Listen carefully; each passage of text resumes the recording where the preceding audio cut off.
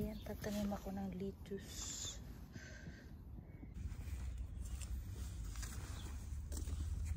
Tatanim tayo ng ano ba ito? Basilic. Ayan, basilic. Tayo basilic ay basil. Basil.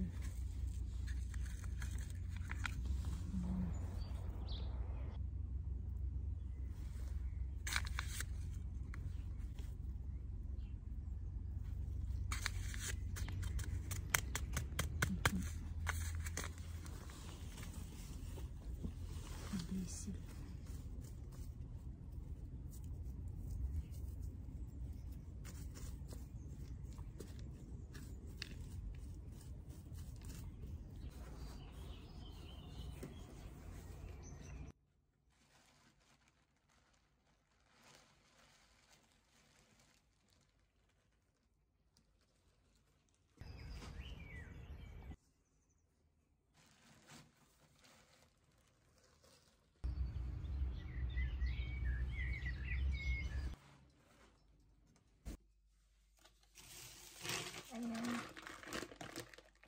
mag-unboxing ako ng pinamili ko sa Asian shop. Ito is Anato seeds. It cost $5.90. Ayan, 5.90 Swiss francs times 60. Tapos, this is manga from Sri Lanka. Maliliit siya kaysa sa manga natin. It cost, how much? $2.90. 2.90 Swiss francs. So, 3 times 6, 180 ang isa. 180. Mas maliliit siya sa mangga natin. And then, yung lasa niya, tingnan natin yung lasa.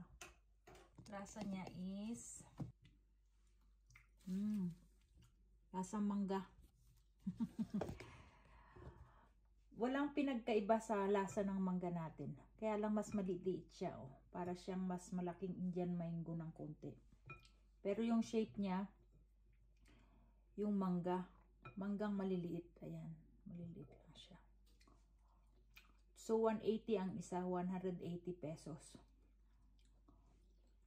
Pagka nakarating na sa Switzerland. Yan. Sarap. Gawa ko ng fruit salad. Oh. And then, namili din ako ng gabi. Ayan. So, yan ang gabi. Malalaking gabi. Namili din ako ng kamote. Kamuting kulay violet. Kasi, mga 4 francs yata ang per kilo nito. 4 times 6. 240 ang 1 kilo. Sumura lang. Gabi is, ayun ko, mga 15 siguro to. Ang kilo or 10. Ayun ko, nakalimutan ko na. Hindi ko natanong. Basta 390 yung ano, 290 yung isang mangga. Namili din ako ng okra. Ayan, okra. Kasi gustong-gusto ko ang pinakbet at saka linalagyan ng malunggay. Ito, itatanim ko gabi. Ay, gabi? No, this is not gabi, but ito ang gabi.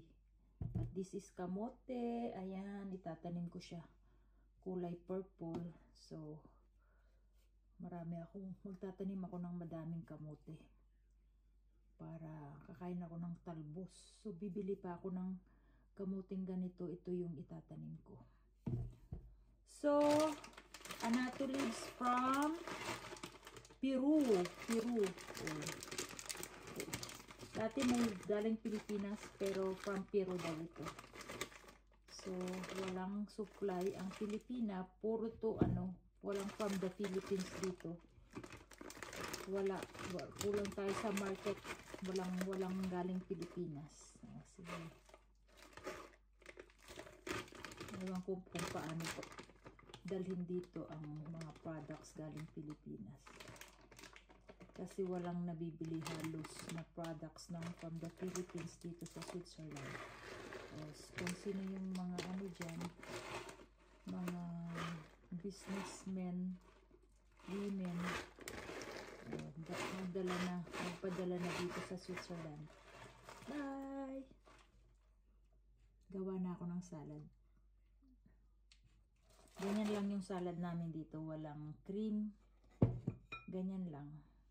At saka namili din kami ng pinya. At saka banana. So yan ang aking halo. Walang cream, walang mayonnaise ang salad namin dito. Ganyan lang. Simple. But delicious. Yan. Ang sarap ng mangga. Laging may mangga yung salad ko. Fruit salad. Mahilig ako sa mangga. Kung minsan Hawaiian mango yung nilalagay ko. Pero nakita ko to sa Asian shop. Binili ko siya. Ang mango dito na galing Pilipinas is 25 Swiss francs times 60. So, mas mahal siya. Samantalang ito is ano lang. 290 yung isang peraso. So, mas mura siya. Okay. Mahal ang galing Pilipinas. Ewan ko kung bakit. At kulang yung walang dumarating dito. Halos. Okay, bye-bye na. See you next vlog. Bye. Thanks for watching.